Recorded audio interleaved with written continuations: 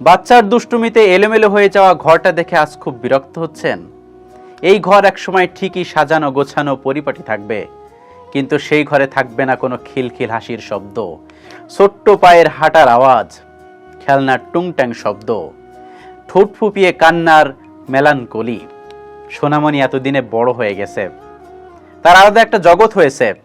মিনিটে মিনিটে মামুনি মামুনি পাপা পাপা বলে ডাকার সময় এখন আর তার নেই। সে আপনাকে আর এখন আর বিরক্ত করে না।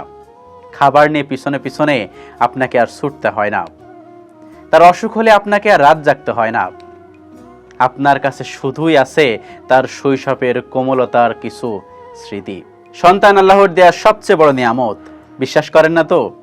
যার সন্তান নেই তাকে একবার জিজ্ঞেস করুন। তাই বলছি, আপনার শিশু সন্তানের দুষ্টুমিগুলোকে স্বাভাবিকভাবে নিতে শিখুন। পারলে তার সাথে আপনিও জয়েন করুন, এনজয় করুন। সময় চলে যাবে, শুধু থেকে যাবে তার কিছু এই মুহূর্তের স্মৃতিগুলো। কি বুঝলেন? যার সন্তান নেই সেই বোঝে কিন্তু সন্তানের মর্ম।